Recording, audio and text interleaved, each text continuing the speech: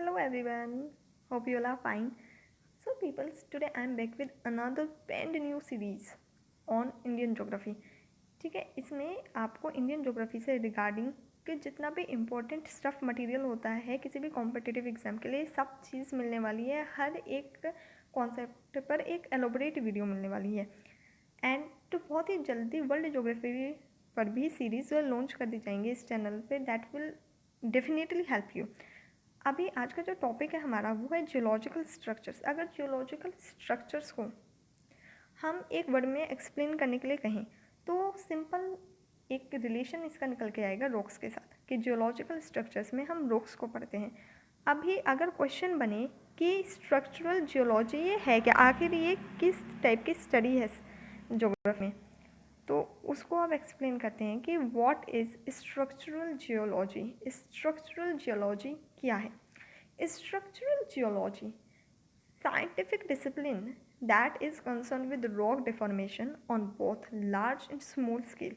मतलब ये एक वो साइंटिफिक डिसिप्लिन है, ये एक वो फेज ऑफ स्टडी है जहाँ पे हम किसके बारे में पढ़ते हैं, रॉक्स की डिफॉर्मेशन से from depth to the top. हम रॉक्स के बारे में सब चीज़ पढ़ लेते हैं स्ट्रक्चरल जियोलॉजी के अंदर। इसलिए इस पूरे कंसेप्ट जियोलॉजिकल स्ट्रक्चर्स में हम रॉक्स के बारे में ही पढ़ेंगे। ये कंप्लीट चैप्टर होता है हमारी इंडियन ज्योग्राफी के अंदर जिसमें सिर्फ हम रॉक्स के बारे में ही पढ़ते हैं।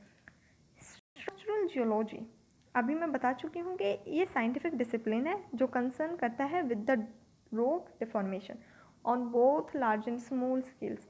Structural geology basically geometric relationship को दिखाता है रॉक की एंड जियोलॉजिकल फीचर्स की अकॉर्डिंग टू द पास्ट के पास्ट में उस टेम्परेचर के अकॉर्डिंग इस रॉक का फॉर्मेशन ऐसा हुआ है। तो ये सारी रिलेशनशिप और उसके फीचर्स का कॉरस्पॉन्डिंग सब चीज़ें दिखाता है स्ट्रक्चरल जियोलॉजी में। तो हम क्या पढ़ते हैं, रॉक्स। मोस्ट इम्पोर्टेंटली हम रॉक्स को पढ़ते हैं। Now why to study geological structures. अभी हमें क्या ज़रूरत आन पड़ी है कि हमें geological structures that is rocks, चट्टानों को पढ़ना पड़े। तो एक बहुत ही डेली लाइफ एग्जाम्पल से समझाती हूँ। अभी हम खाना खाते हैं, हमारा वो खाना कहाँ ग्रो होता है, फॉरेस्ट में, किस में, सोइल में। उसकी मीडिया क्या होता है, सोइल ही तो होता है, सोइल से ही तो खाना गेहूँ क्या होगा, ग्रो होगा। लेकिन अब देखो इस सोइल को ही अगर हमें जानना हो तो हमें इसके पर्टिकुलर रॉक को जानना होगा। इसके फीचर्स को समझने के लिए हमें इसकी रॉक को समझना होगा क्योंकि कैरेक्टरिस्टिक ऑफ सोइल बहुत हद तक अपनी रॉक पर ही डिपेंड करती हैं। अब आप देखिए आपकी जहाँ पे आप जिस सोइल में शुगर केन को ग्रो कर सकते हो उस सोइल में आप कॉटन को इतने अच्छे से ग्रो नहीं कर सकते हो। दोनों ही सोइल अलग है क्योंकि दोनों का जो रॉक है वो अलग है। तो इसलिए दोनों की कैरेक्टरिस्टिक्स अलग हैं, दोनों के प्रोस और कॉन्स अलग हैं। नाउ बहुत ही सिंपल लैंग्वेज में study of geological structure helps us to understand the nature and composition of rocks, nature और composition of rocks which further determine the characteristic of soil and availability of mineral resources। mineral resources एक और important point निकल कर आ जाता है soil के बाद, क्योंकि rocks में हमारे सारे मिनरल्स हमें कहाँ से मिलते हैं, हमारी लिथोस्फेयर से ही तो मिलते हैं। मोस्ट ऑफ द सारे मिनरल्स हमें हमारे लिथोस्फेयर से ही मिलते हैं। तो इसके लिए भी हमें रॉक्स का पढ़ना, रॉक्स के बारे में जानना बहुत ज़्यादा इंपॉर्टेंट है। It also helps in knowing about the vast mineral wealth of the underlying rock structure which are unevenly distributed across the country। तो अभी समझ में आया कि हमें जियोलॉजिकल स्ट्रक्चर्स क्यों पढ़ने होते हैं। नाउ हम जियोलॉजिकल स्ट्रक्चर में क्या क्या पढ़ते हैं, एक बहुत ही इंट्रोडक्शन है या एक इंट्रोडक्टरी है।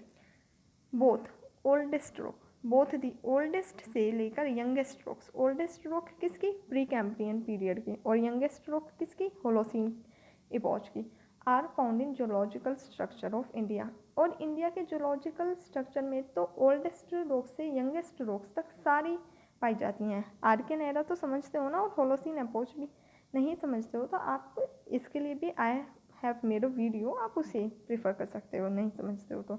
Now on the one hand the ancient rocks, और क्या पढ़ते हैं, ancient rocks of Archean era. अगर मैं इंडिया की बात बताऊँ आपको तो एंशियंट रॉक्स जो होती हैं आर्कियन एरा की are found in peninsular India, archaean, quaternary, and on the other hand there is plurality of new layered rocks of the quaternary era in the plains. India के planes में आपको क्वेटरनरी era की rocks मिलेंगी और India के peninsular part में आपको Archaean rocks मिलेंगी।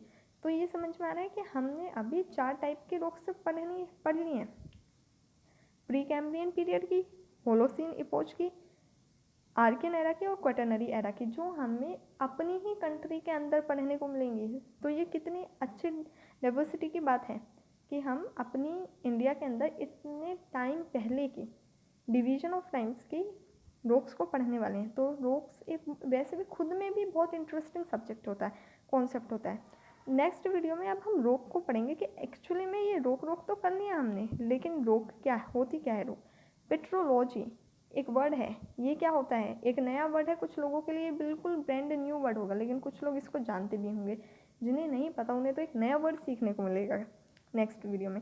Now why to study rocks, चलो हमें रॉक भी पता है, पेट्रोलॉजी भी पता है, लेकिन क्या हम पॉइंट आउट कर सकते हैं कि हमें रॉक्स पढ़नी क्यों चाहिए और types of rocks.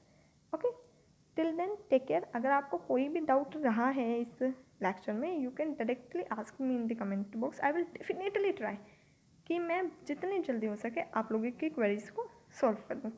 Till then take care, bye.